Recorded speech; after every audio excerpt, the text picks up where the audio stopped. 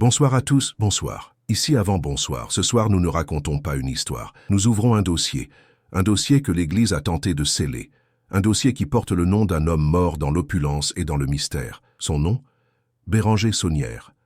Avant de commencer, une question pour vous, chers auditeurs. De quelle ville nous écoutez-vous ce soir? Quel temps fait-il chez vous? Écrivez-nous, car cette histoire traverse les frontières et le temps. Les micros sont ouverts. L'histoire attend. L'hiver de 1891 s'abat sur le Languedoc avec une violence inhabituelle. Le vent du nord hurle à travers les vallées escarpées, secouant les volets disjoints des maisons de pierre. Dans ce paysage désolé, perché sur une colline battue par les éléments, se dresse Rennes-le-Château, un village oublié, un village où même les corbeaux semblent hésiter à se poser. C'est là que Bérangère Saunière arrive par une après-midi glaciale de janvier. Il a 33 ans. Grand, le regard sombre, la mâchoire serrée. Il porte une soutane noire usée par les voyages et un chapeau qu'il enfonce sur sa tête pour se protéger du froid mordant. Ses chaussures crottées laissent des traces boueuses sur les pavés inégaux qui mènent au presbytère. L'évêque de Carcassonne l'a envoyé ici pour le punir. Des rumeurs circulent sur son tempérament fougueux, ses opinions politiques trop affichées, son goût pour les belles choses dans un monde qui exige l'austérité. Rennes-le-Château est son exil. Sa pénitence, un cimetière pour ambition morte. Le presbytère sent l'humidité et le bois pourri. L'église Sainte-Marie-Madeleine, qui se dresse à quelques pas, est dans un état lamentable. Les tuiles manquent sur le toit, les vitraux sont fissurés. L'autel de pierre est fendu. Quand Saunière pousse la lourde porte de chêne, elle grince comme un cri d'agonie. Il reste immobile dans la nef vide, observant les murs nus, les dalles inégales, l'obscurité qui règne même en plein jour. Les villageois, une poignée d'âmes fatiguées par la misère, le regardent avec méfiance depuis le seuil. Ils ont vu tant de prêtres passer. Aucun n'est resté longtemps. Mais Saunière, lui, ne part pas. Les premiers mois sont rudes. Il célèbre la messe pour 5 ou 6 fidèles frissonnants. Il visite les malades dans leurs masures glacées. Il bénit les morts que la terre dure accepte à contre-cœur. Son salaire annuel, 75 francs, suffit à peine pour le pain et le bois de chauffage.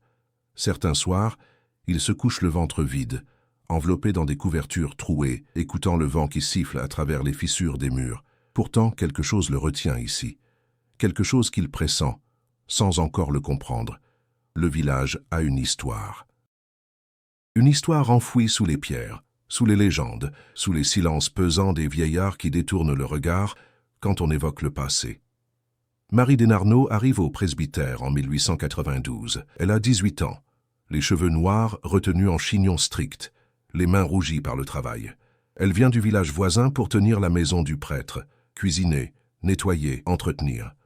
C'est une jeune fille silencieuse, aux yeux sombres, qui semble toujours observer plus qu'il ne devrait. Saunière la reçoit avec une politesse distante. Mais au fil des jours, il remarque son intelligence, sa discrétion, sa capacité à comprendre sans poser de questions. Elle devient rapidement plus qu'une gouvernante. Elle devient sa confidente, sa complice. Un matin de printemps, alors que la neige a enfin fondu et que les premiers bourgeons timides apparaissent sur les arbres tordus, Saunière prend une décision. L'église doit être rénovée. Elle s'effondre. Elle insulte Dieu par son délabrement. Il n'a pas d'argent, mais il a des mains et une volonté de faire. Il commence par l'autel. C'est un bloc massif de pierre wisigothique datant peut-être du 6e ou 7e siècle. Les sculptures sont usées par le temps, couvertes de moisissures. Saunière, aidée par quelques villageois recrutés contre un repas chaud, entreprend de le déplacer. Le travail est épuisant. La pierre pèse des centaines de kilos. Ils creusent autour, glissent des leviers de bois, poussent, grognent, suent malgré l'air frais. Et puis au moment où l'autel bascule légèrement, Saunière aperçoit quelque chose. Une cavité. Un espace creux sous la pierre. Son cœur s'accélère. Il écarte les hommes d'un geste brusque, prétexte une pause, les renvoie chez eux. Marie reste. Elle le regarde sans rien dire, ses mains croisées sur son tablier. Quand le dernier villageois disparaît au tournant du chemin, Saunière s'agenouille. Il plonge la main dans l'obscurité froide de la cavité. Ses doigts rencontrent quelque chose de métallique, puis du tissu, puis du parchemin. Il extrait 3 rouleaux scellés à la cire, noircis par les siècles. Ses mains tremblent. Marie s'approche, se penche par-dessus son épaule. La lueur des bougies danse sur les écritures anciennes, presque illisibles. Saunière ne dit rien pendant longtemps. Il déroule les parchemins avec une précaution infinie. Ce sont des textes en latin, des généalogies, des listes de noms, et autre chose, des symboles, des codes, des références à des lieux, à des trésors, à des secrets que l'Église a voulu effacer. Ce soir-là, ils ne dorment pas. Saunière reste penchée sur les documents, une loupe à la main griffonnant des notes sur des feuilles volantes. Marie prépare du café, alimente le feu, observe en silence. Dehors, la nuit est noire et sans lune. Au petit matin, Saunière lève enfin la tête. Ses yeux sont rouges de fatigue, mais ils brillent d'une intensité nouvelle. Il sait maintenant. Il sait ce qui est caché ici. Il sait ce que valent ces parchemins. Et il sait qu'il vient de trouver la clé de sa fortune. Les semaines qui suivent la découverte sont étranges. Saunière change. Les villageois le remarquent. Il qui était si austère, si replié sur lui-même, semble soudain habité par une énergie fébrile. Il part pour Carcassonne sans prévenir personne, revient 3 jours plus tard avec des livres anciens sous le bras.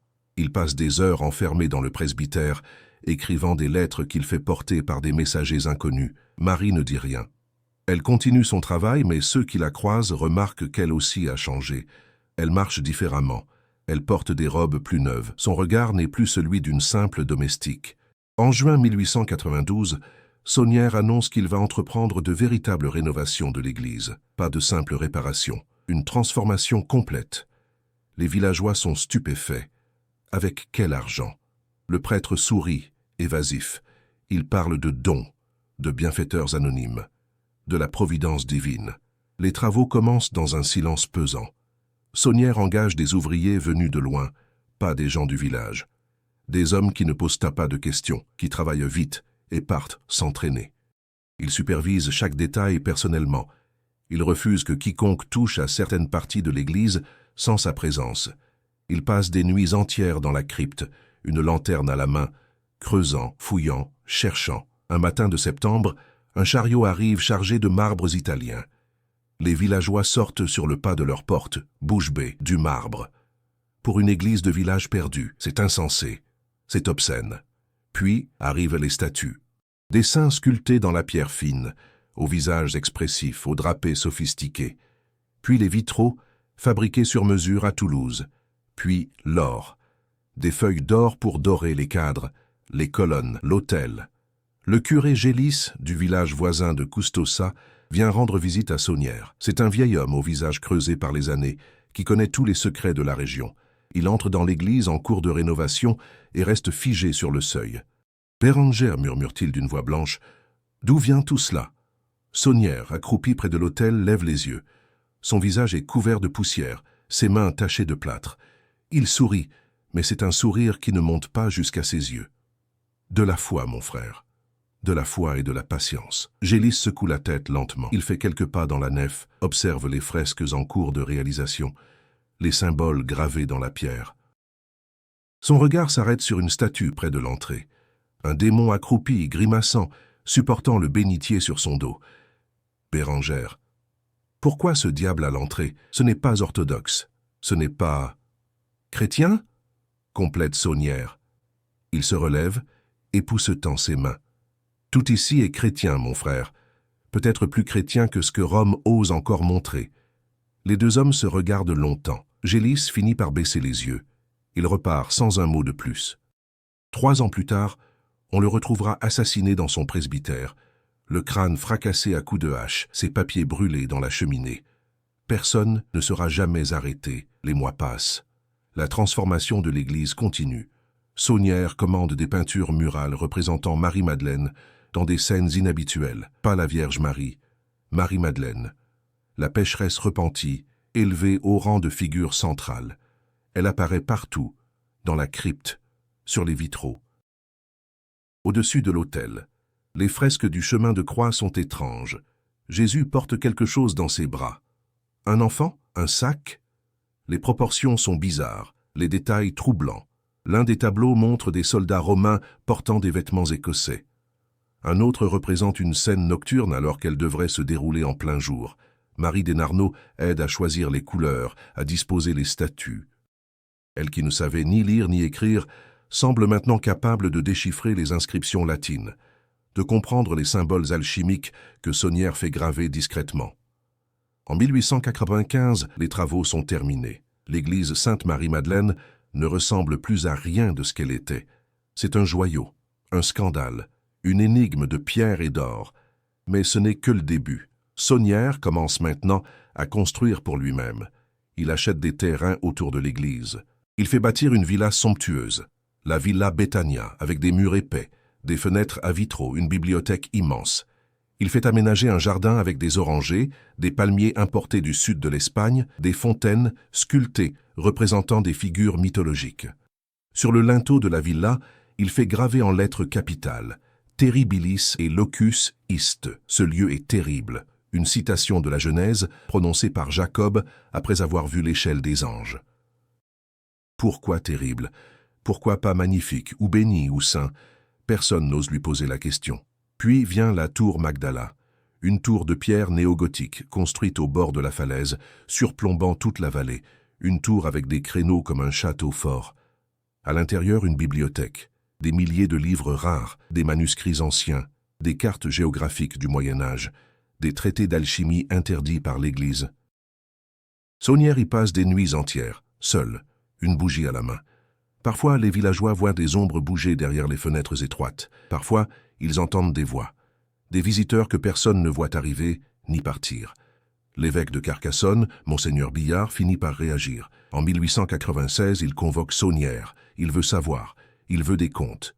D'où vient cet argent? Combien a-t-il dépensé? Qui sont ses bienfaiteurs? Saunière arrive à l'évêché vêtu comme un bourgeois. Costume de laine fine, montre en or, chaussures cirées. Il s'assoit face à l'évêque avec une assurance tranquille. « Mon père, dit Billard d'une voix grave, vous comprenez que je dois vous demander des explications. Les dépenses que vous avez engagées sont extraordinaires. Votre train de vie est inhabituel pour un prêtre de campagne. » Saunière croise les jambes, un léger sourire au coin des lèvres. « Excellence, j'ai reçu des dons, de fidèles généreux. De personnes qui préfèrent rester anonymes. Des noms, mon père, j'ai besoin de noms, je ne peux pas les révéler. C'est une question de confidentialité, de confiance. » Le ton de l'évêque se durcit. « Béranger, l'Église ne fonctionne pas ainsi. Vous devez tenir des registres, vous devez justifier chaque franc. Si vous refusez, je serai contraint de prendre des mesures. » Saunière se lève lentement. « Prenez les mesures que vous voulez, Excellence. Mais sachez que je ne suis pas seul dans cette affaire. Il y a des gens puissants qui s'intéressent à ce que je fais ici, des gens que même Rome préférerait ne pas contrarier. » Le silence qui suit est glacial. Billard fixe Saunière, cherchant à comprendre s'il s'agit d'une menace ou d'un avertissement. Finalement, il hoche la tête. « Partez, mon père. » Mais ceci n'est pas terminé. Saunière sort de l'évêché sans se retourner. Billard meurt 2 ans plus tard. Son successeur, Monseigneur de Beauséjour, reprendra l'enquête. Mais lui aussi finira par abandonner, comme si quelqu'un, intervenait toujours au dernier moment pour protéger le prêtre de Rennes-le-Château. Entre 1900 et 1910, Béranger Saunière vit comme un prince de l'Église d'autrefois. Il reçoit des invités venus de Paris, de Lyon, de Bruxelles, des érudits, des collectionneurs, des ecclésiastiques de haut rang qui arrivent discrètement et repartent d'eux-mêmes. On raconte qu'il a dîné avec l'archiduc Johann Salvator d'Autriche, qu'il a reçu des lettres de la comtesse de Chambord, qu'il entretenait une correspondance avec des membres de sociétés secrètes. Les banquets qu'il organise à la Villa Betania deviennent légendaires dans la région. Homard, faisan, vin de Bordeaux, champagne. Marie Desnarnaud supervise le service, vêtue de robes élégantes, se tenant droite et silencieuse comme une châtelaine. Les villageois qui mangent du pain noir et des pommes de terre observent de loin ces festivités avec un mélange de fascination et de ressentiment. Saunière voyage régulièrement. Paris, plusieurs fois par an. Rome, au moins 3 fois. Lyon, Marseille, Toulouse. Il achète des livres rares dans les librairies spécialisées.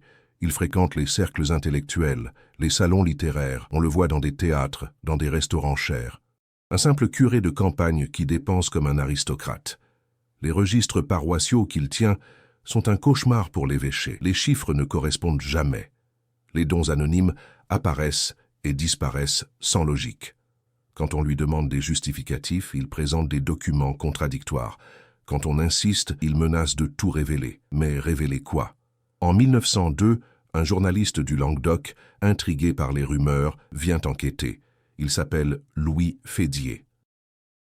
Il passe une semaine à Rennes-le-Château, interroge les villageois, visite l'église, demande à rencontrer Saunière. Le prêtre le reçoit dans sa bibliothèque de la Tour Magdala. Fédier est impressionné par la collection de livres, par l'érudition apparente de son hôte. Il parle d'histoire locale, des Wisigoths, des Templiers, des Cathares, puis Fédier pose la question qui le taraude. « Mon père, pardonnez ma franchise, mais d'où vient votre fortune ?» Les gens parlent. Ils disent que vous avez trouvé un trésor. Saunière rit. Un rire bref, sans joie. Un trésor? Quel trésor?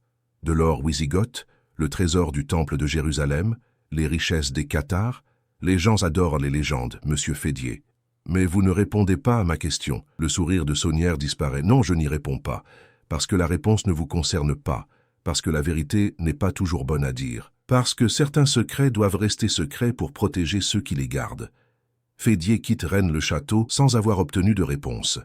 Son article, publié quelques semaines plus tard, ne fait qu'amplifier le mystère. Pendant ce temps, Marie Desnarnaud devient de plus en plus étrange. Elle qui était si discrète se met à parler par énigme.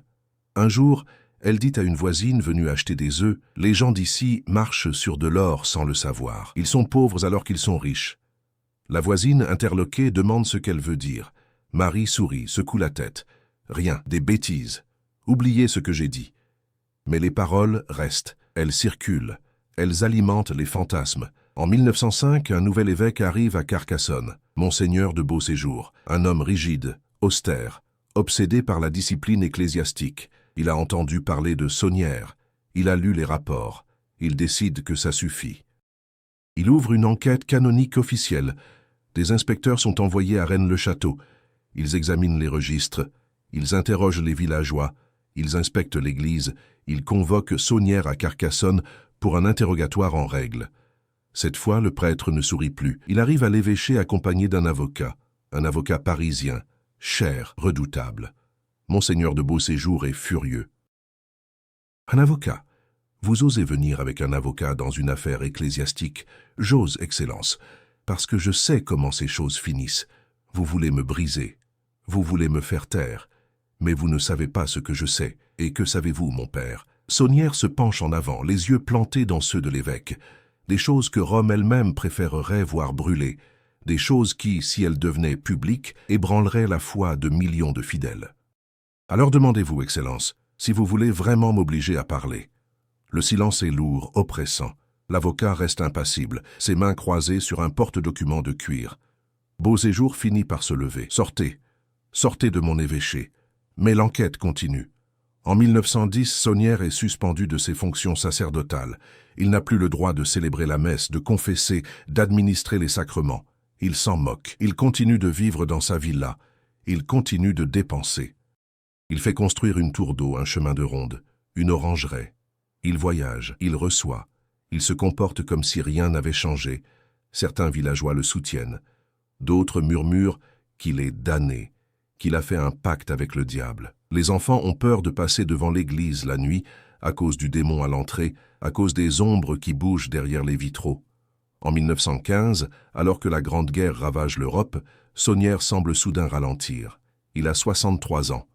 Son visage s'est creusé, ses cheveux ont blanchi. Il passe de plus en plus de temps enfermé dans la tour Magdala, à relire ses manuscrits, à écrire des lettres qu'il brûle ensuite. Marie s'inquiète. Elle le voit maigrir, elle le voit parler seul. Une nuit, elle l'entend pleurer dans sa chambre. Quand elle frappe à la porte, il crie de partir, de le laisser tranquille. En décembre 1916, il tombe malade, des maux de tête violents, des vertiges. Il refuse de voir un médecin. Il refuse de quitter le presbytère. Marie reste à son chevet. Elle lui prépare des tisanes. Elle prie. Mais elle sait que quelque chose s'est brisé en lui.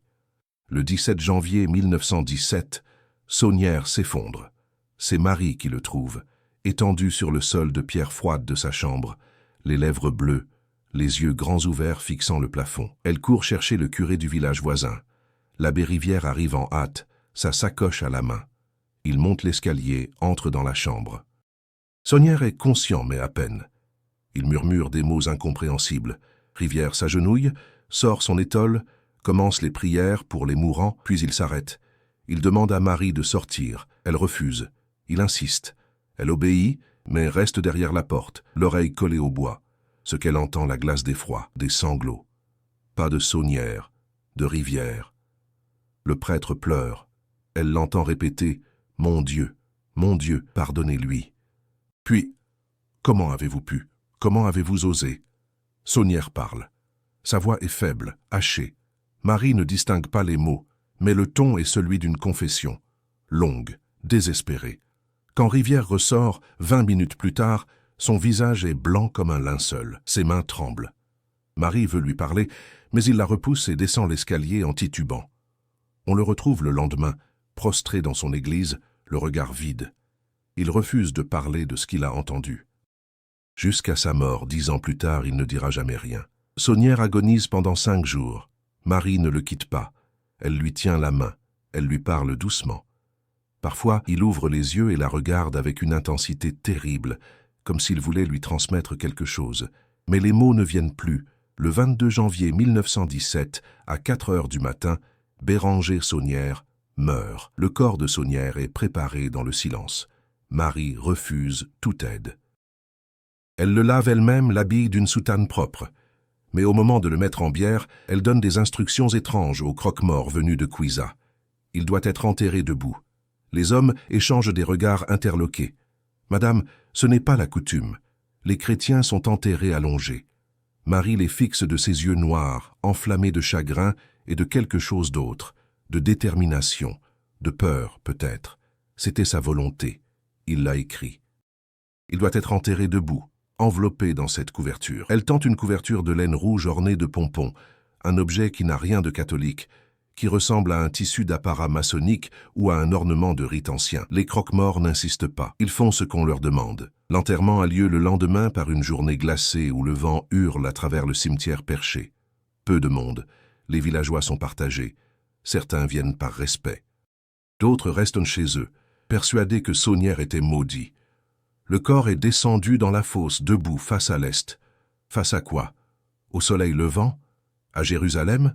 À quelque chose enfoui dans les montagnes? Personne ne sait. Marie jette une poignée de terre. Puis elle se détourne et rentre à la villa Betania sans un mot. Les jours suivants sont étranges. Des visiteurs arrivent. Des hommes en noir, en voiture, qui demandent à voir les affaires du prêtre. Marie refuse de les recevoir. Elle ferme les volets. Elle verrouille les portes. Elle ne sort plus que pour acheter du pain. L'évêché envoie des représentants pour inventorier les biens de Saunière. Ils fouillent le presbytère, la tour Magdala, la villa. Ils ouvrent les coffres. Ils sont vides. Ils inspectent les comptes. Ils sont falsifiés. Ils cherchent l'or. Il n'y en a pas. Où sont passées toutes ces richesses? Des millions de francs dépensés sur 25 ans. Il devrait rester quelque chose. Des économies. Des investissements. Des titres. Mais il n'y a rien, sauf les livres.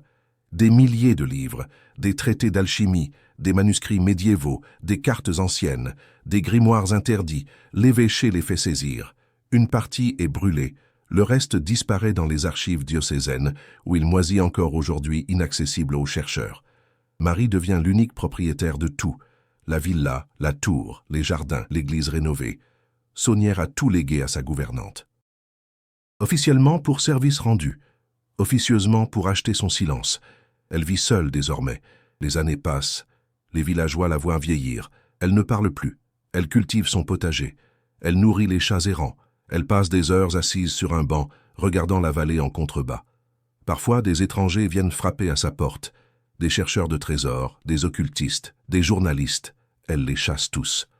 En 1946, elle tombe gravement malade. Un homme d'affaires de la région, Noël Corbu, apprend qu'elle est à l'article de la mort. Il vient lui rendre visite à l'hôpital de Limoux. Il veut acheter la propriété. Il a des projets. Transformer la villa en hôtel, exploiter le mystère pour attirer les touristes. Marie accepte de le recevoir dans sa chambre. Elle est alitée, le visage creusé par la maladie et l'âge. 84 ans. Une vie entière passée à garder un secret. Corbu s'assoit près du lit. Il parle doucement, avec respect. Il lui promet de prendre soin de la propriété, de préserver ce que Saunière a construit. Il lui offre un prix généreux. Marie écoute en silence, ses mains osseuses croisées sur la couverture blanche de l'hôpital. Puis elle parle. Sa voix est faible, éraillée. « Monsieur Corbu, si je vous disais ce que je sais, vous seriez riche, très riche. » Corbu se penche en avant, le cœur battant. « Dites-le-moi, madame.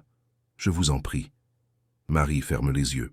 Un long silence s'installe. Corbu croit qu'elle s'est endormie, mais soudain elle les rouvre. « Non, je ne peux pas. J'ai promis. J'ai promis au père Saunière. Et même morte, je garderai ce secret. Mais pourquoi? Pourquoi mourir avec ce poids ?» Marie tourne la tête vers la fenêtre. Dehors, le ciel de janvier est gris, lourd de neige à venir. Parce que certaines vérités ne doivent jamais être dites. Parce que ce que nous avons trouvé n'était pas de l'or, monsieur Corbu. C'était quelque chose de bien plus dangereux. Quelque chose qui, s'il était révélé, détruirait des vies, des institutions, des croyances. Elle tousse longuement. Une infirmière entre, lui donne de l'eau. Quand elle repart, Marie reprend d'une voix à peine audible. Les gens marchent sur de l'or à Rennes-le-Château. Ils le piétinent sans le savoir. Mais ce n'est pas de l'or qu'ils devraient chercher. C'est la vérité. Et la vérité. La vérité est enterrée si profondément que même moi, parfois, je me demande si nous avons bien fait de la déterrer. Corbu essaie de poser d'autres questions, mais Marie ne parle plus. Elle se referme comme une huître. 3 jours plus tard, elle meurt sans avoir ajouté un mot. Corbu hérite de la propriété. Il transforme effectivement la Villa Betania en restaurant-hôtel. Il commence à raconter l'histoire de Saunière aux touristes. Il brode, invente, amplifie. Le trésor devient celui des Templiers, puis celui des Wisigoths, puis celui du Temple de Jérusalem. Les journaux s'emparent de l'affaire. Les chasseurs de trésors affluent. Ils creusent partout, dans le cimetière, sous l'église, dans les grottes environnantes. Ils trouvent quelques pièces anciennes, des fragments de poterie, rien qui justifie la fortune de Saunière. Parce que peut-être, justement, il n'y avait pas de trésor matériel. Les décennies passent. Le mystère de Rennes-le-Château devient une légende moderne. Des livres sont écrits, des documentaires sont tournés, des théories émergent, chacune plus extravagante que la précédente. Certains disent que Saunière avait découvert la preuve que Jésus-Christ avait survécu à la crucifixion, qu'il avait épousé Marie-Madeleine, qu'ils avaient eu des enfants dont les descendants vivent encore aujourd'hui. L'Église, pour protéger ce secret explosif, aurait payé Saunière pour son silence. D'autres évoquent le trésor des Cathares, ces hérétiques massacrés au XIIIe siècle. Avant la chute de Montségur en 1244, 4 parfaits auraient réussi à s'échapper avec le trésor cathare. Ils l'auraient caché quelque part dans la région. Saunière l'aurait retrouvé. Il y a ceux qui parlent des Templiers. L'ordre du Temple, dissous en 1307, aurait laissé des dépôts secrets dans toute l'Europe. Rennes-le-Château, proche d'anciennes commanderies, aurait été l'un de ces caches. Saunière aurait mis la main sur des documents révélant leur emplacement. Et puis il y a les théories plus sombres, celles qui parlent de trafic de messes. Saunière aurait vendu des milliers de messes qu'il ne célébrait jamais, empochant l'argent des fidèles crédules. Mais les calculs ne tiennent pas. Même en vendant 100 messes par jour, il n'aurait pas pu accumuler une telle fortune. La vérité, probablement, est plus complexe, plus humaine, plus tragique. En 1956, un archiviste de Carcassonne, nommé René Descadellas, entreprend une enquête méthodique. Il épluche les registres bancaires. Il retrouve des traces de virements importants vers le compte de Saunière entre 1896 et 1915. Les virements viennent de Paris, d'une société secrète appelée Liéron du Val d'Or. Cette société, fondée par des aristocrates et des intellectuels catholiques, s'intéressait à l'ésotérisme chrétien, aux généalogies royales, aux symboles sacrés. Il cherchait à prouver la légitimité d'une restauration monarchique en France. Il finançait des recherches historiques, des fouilles archéologiques. Descadellas découvre que Saunière était en contact régulier avec les membres de Liéron. Il leur envoyait des rapports. Il leur transmettait des documents. En échange, il lui versait des sommes importantes. Que leur donnait-il exactement? Des preuves généalogiques? Des manuscrits compromettants? Des reliques? Les archives de Liéron ont été détruites pendant la Seconde Guerre mondiale. Impossible de vérifier. Mais une chose est certaine. Saunière n'était pas un simple trafiquant de messes. Il était impliqué dans quelque chose de beaucoup plus vaste. Une intrigue qui mêlait l'Église, l'aristocratie, les sociétés secrètes, la politique. Et cette intrigue lui a coûté sa paix, sa santé. Son salut, peut-être. En 1967, un écrivain britannique, Gérard de Sède, publie un livre, L'or de Rennes. Il y révèle l'existence de parchemins codés trouvés par Saunière, des parchemins qui, une fois déchiffrés, indiquent l'emplacement d'un trésor caché. Le livre devient un best-seller. Des milliers de chercheurs affluent à Rennes-le-Château, mais en 1971, de Cède avoue, les parchemins étaient des faux, fabriqués par un complice pour créer du sensationnel. Le scandale éclate, les accusations fusent. Pourtant, même avec cette révélation, le mystère persiste, parce que les faux parchemins s'inspiraient de quelque chose de réel, de quelque chose que Saunière avait effectivement trouvé. Aujourd'hui encore, l'église de Rennes-le-Château reçoit des milliers de visiteurs chaque année. Ils viennent toucher le démon à l'entrée, ils viennent déchiffrer les inscriptions cryptiques, ils viennent chercher un trésor qui n'existe peut-être plus, ou qui n'a jamais existé sous la forme qu'on imagine. Les archéologues officiels sont formels. Il n'y a pas de cavité secrète sous l'église, pas de salle souterraine remplie d'or. Les fouilles modernes, avec géoradar et technologies avancées, n'ont rien révélé. Alors quoi? Peut-être que le vrai trésor de Saunière n'était pas matériel. Peut-être était-ce un savoir, une information, un secret capable de faire chanter les puissants. Et peut-être ce secret est-il mort avec lui. Ou peut-être Marie l'a-t-elle emporté dans sa tombe, à moins qu'il ne soit toujours là, gravé dans les pierres, codé dans les fresques, caché dans les symboles que personne n'a encore su interpréter correctement. L'histoire ne s'arrête pas avec la mort de Marie Desnarnaud en 1953. Elle continue de se déployer comme une malédiction qui touche tous ceux qui s'approchent trop près de la vérité. Noël Corbu, l'homme qui a hérité de la propriété, meurt dans un accident de voiture en 1968. Un accident étrange, sur une route qu'il connaissait parfaitement.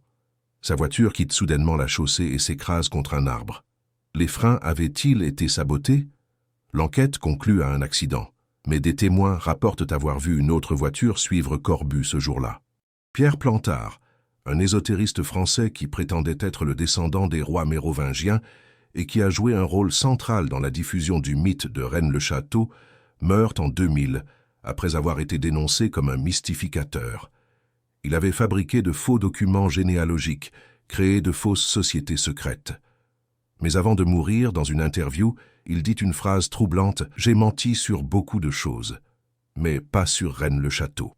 Là-bas, il y a vraiment quelque chose. Le curé Gélis, celui qui était venu voir Saunière en 1895, a été assassiné dans son presbytère en 1897. Le meurtre n'a jamais été élucidé.